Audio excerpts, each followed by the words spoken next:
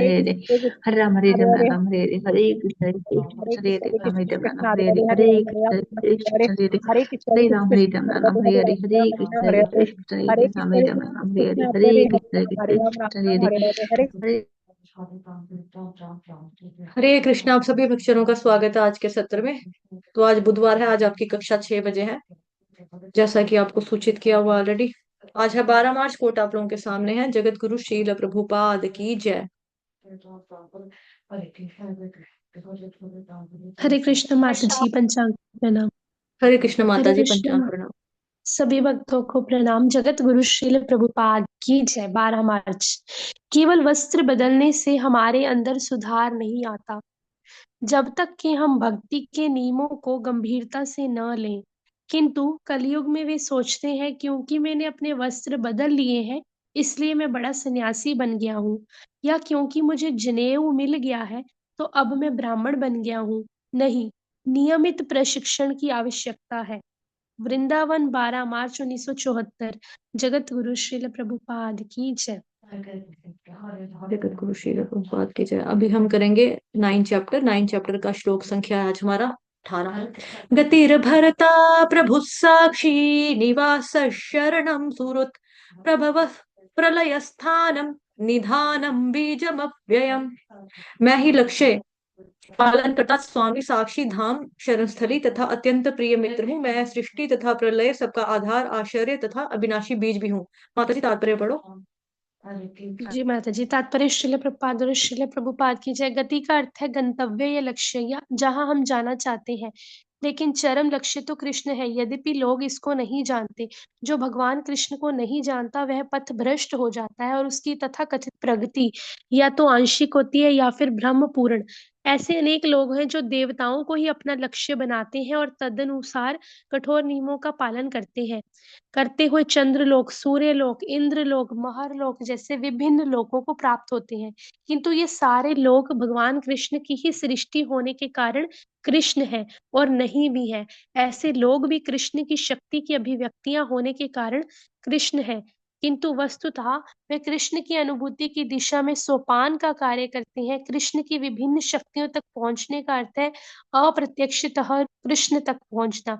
अतः मनुष्य को चाहिए कि भगवान कृष्ण तक सीधे पहुंचे, क्योंकि इससे समय तथा शक्ति की बचत होगी। उदाहरणार्थ, यदि किसी ऊंची इमारत की चोटी तक एक एलिवेटर यानी लिफ्ट के द्वारा पहुंचने की सुविधा हो, तो फिर एक एक सीढ़ी करके ऊपर क्यों चढ़ा जाए। सब कुछ भगवान कृष्ण की ही शक्ति पर आश्रित है। अतः कृष्ण की शरण लिए बिना किसी भी वस्तु का अस्तित्व नहीं हो सकता। कृष्ण परम शासक है, क्योंकि सब कुछ उन्हीं का है और उन्हीं की शक्ति पर आश्रित है। प्रत्येक जीव के हृदय में स्थित होने के कारण भगवान कृष्ण परम साक्षी हैं। हमारा घर, देश या लोक जहाँ पर हम रह रहे हैं, सब कुछ भगवान कृष्ण का है। शरण के लिए कृष्ण परम गंतव्य है। अतः मनुष्य को चाहिए कि अपनी रक्षा या अपने कष्टों के विनाश के लिए भगवान कृष्ण की शरण ग्रहण करे। हम चाहे जहाँ भी शरण लें, हमें जानना चाहिए कि हमारा आश्रय कोई जीवित शक्ति नहीं होनी चाहिए। कृष्ण परम जीव है। चूंकि कृष्ण हमारी उत्पत्ति के कारण या हमारे परम पिता हैं, अतः उनसे बढ़कर ना तो कोई मित्र हो सकता है, ना कोई शुभ चिंतक। कृष्ण सृष्टि के आदि उद्गम और प्रलय के पश्चात परम विश्राम स्थल है। अतः कृष्ण सभी कारणों के शाश्वत कारण है। हरे कृष्णा। श्रीला प्रभुपाद की जय जी। जय। धन्यवाद माता जी, हरि बोल। ये स्क्रीन ऊपर नहीं जा रही, एक मिनट। गतिर्भरता प्रभु साक्षी, निवास शरणम सुहृत्, प्रभव प्रलय स्थानं, निधानम बीजमव्ययम्। तो इस श्लोक में बेसिकली भगवान बता रहे हैं, मैं ही लक्ष्य पालन करता स्वामी साक्षी धाम शरण स्थली तथा अत्यंत प्रिय मित्र हूँ। मैं सृष्टि का प्रलय सबका आधार आश्चर्य तथा अविनाशी बीज भी हूँ। तो इस श्लोक में बेसिकली भगवान बता रहे हैं कि इस जगत के साथ भगवान श्री कृष्ण का क्या संबंध है। तो इस श्लोक में भगवान ने 12 चीजें बताई हैं कि भगवान क्या क्या हैं। सबसे पहले भगवान कह रहे हैं, गतिर भरता प्रभु साक्षी। गतिर भरता प्रभु साक्षी। सबसे पहले है गति। गति कहते हैं ना कि मरने के बाद पता नहीं हमारी क्या गति होगी। तो गति का मतलब बेसिकली यहाँ पर क्या बताया जा रहा है, सर्वश्रेष्ठ स्थान, यानी कि सर्वश्रेष्ठ गंतव्य स्थान की मरने के बाद कहाँ पे जाना चाहिए, सबसे बेस्ट जगह कौन सी है जाने के लिए। गति का मतलब होता है गंतव्य, डेस्टिनेशन, कि हमें कहाँ पर जाना है। तो हर किसी को जाना तो कृष्ण भगवान जी के पास ही एट द एंड। तो अल्टीमेट डेस्टिनेशन, अल्टीमेट गोल क्या है, श्री कृष्ण भगवान। तो भगवान यहाँ पर ये बता रहे हैं कि मैं सबकी गति हूँ, कि भगवान सबको धीरे धीरे सब बच्चों को भगवान तक ही पहुंचना है या पहुंचना चाहिए। टॉप मोस्ट डेस्टिनेशन कौन है, कृष्ण भगवान ही है। और जब हम एक बार वहां पर पहुंच गए तो 15वें अध्याय का 6 नंबर का श्लोक गाओ माता जी फटाफट, ना तदभासते, जल्दी गाओ। न तद्भास्यते सूर्यो न शशांको न पावकः यद् गत्वा न निवर्तन्ते तद्धाम परमं मम। जी माता जी धन्यवाद। उसके बाद है गतिर, हो गया। गतिर के बाद क्या है, भरता। भरता का मतलब क्या हो गया, भरता का मतलब हो गया पालने वाला। ठीक है, भाव्य प्रभु जी हैं क्लास में, भाव्य प्रभु जी अगली बारी हाँ आपकी जी। आएगी श्लोक सुनाने की, ठीक है, मैं आपको को होस्ट बना रही हूँ। गतिर भरता का अर्थ हो गया पालने वाला। भगवान जो है हमारा पालन पोषण करते हैं। ठीक है, रेफरेंस इसका आपका वैसे तो पूरा का पूरा 15वां चैप्टर फुल है। प्रभु जी कोई भी श्लोक सुना दो 15वें चैप्टर का जो कि आपको लगता है कि भगवान पालन पोषण करते हैं, जो कि इससे मिलता जुलता है आज की। जल्दी जल्दी बोलो प्रभु जी। जी माता जी। अहम वैश्वानरो भूत्वा प्राणिनां देहमाश्रितः प्राणापानसमायुक्तः पचाम्यन्ने चतुर्विधम्। जी, क्या है इसका अर्थ, फटाफट बताओ स्पीड से। माता जी ध्यान नहीं है अभी हम प्रॉपर। वैश्वानरो भूतवा प्राणिनां देहमाश्रितः, कि सांसें जो लोग लेते हैं। मैं जठरग्नि हूँ, ठीक है, मैं लोगों को खाना पचाता हूँ। 4 तरह का लोग जो खाना खाते हैं वो मेरी वजह से इनको पचता है। ठीक है, माता जी ने हैंड रेस किया बट चलो ठीक है माता जी। प्रभु का मतलब हुआ आगे आगे आ गया, गतिर भरता प्रभु साक्षी। प्रभु का मतलब सबको पता, भगवान प्रभु नियंता शासक स्वामी सबके। तो तात्पर्य में प्रभुपाद जी ने क्या बताया, श्री कृष्ण के सामने किसी अन्य का शासन नहीं चलता, है ना, प्रभुपाद जी ने भी पढ़ा हमने। इसका उदाहरण आप लोग देख सकते हैं, रावण का देख सकते हैं। रावण कितना शक्तिशाली था लेकिन क्या हुआ, हिरण्यकशिपु कितना शक्तिशाली था लेकिन क्या हुआ, दुशासन क्या हुआ इन लोगों का, है ना। तो प्रभु का मतलब होता है शासक। और प्रभुपाद जी ने तात्पर्य में बताया कि भगवान के सामने किसी अन्य का शासन नहीं चलता, नहीं चल सकता। फिर फोर्थ है साक्षी। साक्षी का मतलब भी आपको पता है, गवाह, विटनेस। तो भगवान सबके हृदय में परमात्मा के रूप में वास करते हैं, तो वो सब कुछ जानते हैं। माता जी 15वें अध्याय का 15वां श्लोक बोलो फटाफट। जी। सर्वस्य चाहं हृदि सन्निविष्टो मतः स्मृतिर्ज्ञानमपोहनैश्च वेदैश्च सर्वैरहमेव वेद्यो वेदान्तकृद्वेदविदेव चाहम्। धन्यवाद माता दी। तो ठीक है, तो भगवान सब कुछ जानते हैं।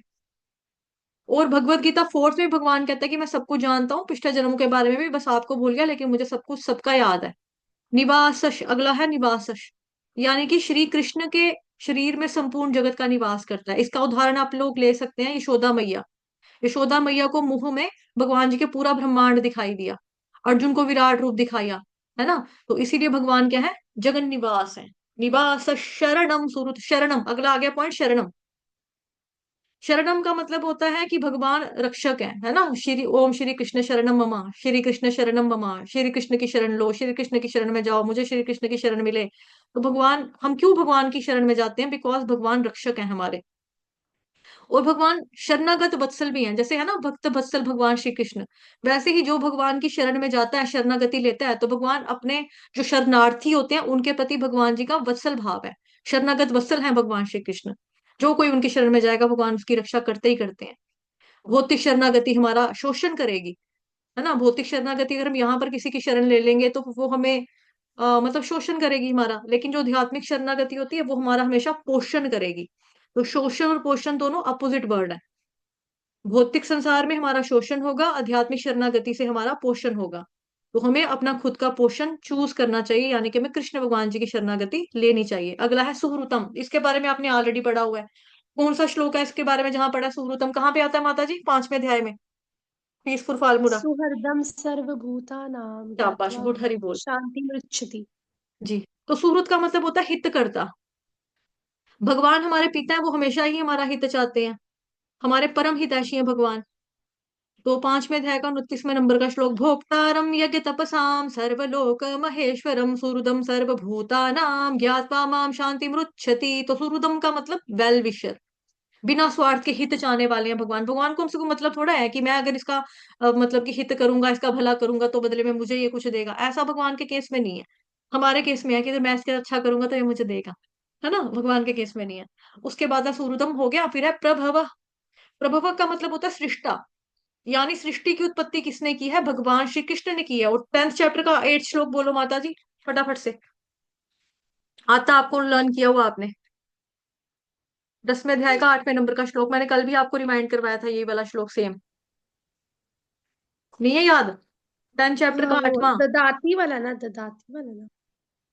ददाती, ददाती प्रोति गृणाति, वो तो वहां का है। नहीं नहीं नहीं नहीं नहीं, हाँ, अहम क्या सर्वस्य बोलते प्रभवो हैं, ददाती मत्तः नहीं, सर्वं ददामी, प्रवर्तते ददामी वाला। इति मत्वा हाँ, भजन्ते अहम मां सर्व बुधा भाव समन्वितः, भजन्ते ये मां लगाओ। बुधा भावस्मन्विताः। हम्म। तो 10th पॉइंट 8 में भी हमने देखा भगवान कह रहे हैं कि मैं समस्त आध्यात्मिक तथा भौतिक जगतों का पिता हूँ, कारण हूँ। प्रत्येक वस्तु मेरे से ही उद्भूत होती है। जो भगवान को इस तरह से भली भांति जानते हैं, वो मेरी प्रेमा भक्ति में रखते हैं और दिल से पूरी तरह से मेरी पूजा में तत्पर रहते हैं। ठीक है। तो ये अर्थ है प्रभव का, मतलब कि भगवान कहते हैं सबके सोर्स हैं, सब कुछ उनसे ही आता है। ब्रह्म संहिता में भी माता जी 5वें अध्याय का पहला श्लोक, सर्व कारण कारण ब्रह्म संहिता। जी, ईश्वर, ईश्वरः परमः कृष्णः सच्चिदानंद विग्रह नादिरादिर्गोविंद सर्व कारण कारणम। प्रलयस का मतलब हुआ संहार करता, प्रलय लाने वाले कौन है? संहार करता, डिस्ट्रॉयर कौन है? जैसे सृष्टा भगवान है, तो बनाने वाला भी वही है और खत्म करने वाले भी वही है। संहार करता, सृष्टा और संहार करता दोनों ही कृष्ण भगवान है। उसके बाद है स्थानम। अब स्थानम का मतलब होता है आधार है भगवान, हमारे आधार। डिफरेंस होता है निवास और स्थान में, क्योंकि यहाँ पर देखो ऊपर निवास पढ़ा ना, निवास पढ़ा हमने। अब यहाँ पे क्या है? स्थान। निवास में और स्थान में थोड़ा फर्क है, डिफरेंस है। महासर्ग की अवस्था में प्रकृति सहित सारा जगत जिसमें है वो है स्थान, वो स्थान को बोलता है निवास स्थान। तथा महाप्रलय की अवस्था में प्रकृति सहित सारा जगत जिसमें है वो है स्थान। तो आधार का अर्थ है बेयर सपोर्ट, यहाँ पर रहा जाए। जैसे महाविष्णु जब सांस छोड़ते हैं तो ब्रह्मांड बाहर निकलते हैं, सांस अंदर लेते हैं तो अंदर चला जाता है। तो सांस छोड़ते हैं, जो कुछ बाहर है वो निवास। जब अंदर लेते हैं तो जो कुछ अंदर है वो है स्थान, मतलब वहां पर रहने की जगह, आधार। और भौतिक जगत में हम लोगों के पास जो आधार कार्ड है, ये पहले भी मैंने बताया था, यानी कि हमारा जो बेस है, हमारा जो आधार है, वो भी आधार कौन है? भगवान श्री कृष्ण ही है।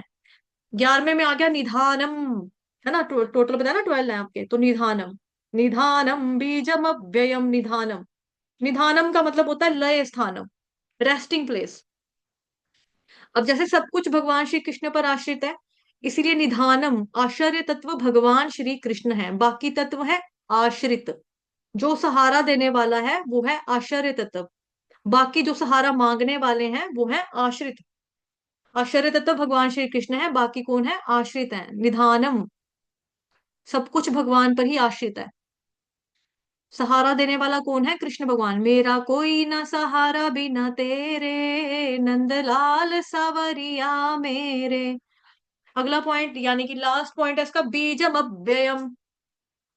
बीजम अव्ययम, बीजम अव्ययम का मतलब हुआ अविनाशी बीज, ऐसा बीज जो कभी खत्म नहीं होता, जो कभी नष्ट नहीं होता।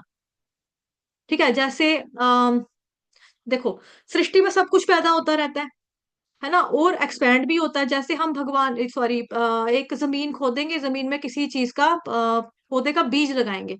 अब जब वो बीज लगेगा ना, बीज के बाद जब उस पे पौधा उगेगा, पेड़ बनेगा, तो वो बीज गायब हो जाएगा, बीज गायब हो जाएगा। तो ओरिजिनल बीज जो है भगवान श्री कृष्ण से आता है। अब भौतिक बीज का दोष क्या है? जो वृक्ष से उत्पन्न होता है वह वृक्ष को पैदा करके नष्ट हो जाता है, खुद का अस्तित्व खत्म हो जाता है बीज का।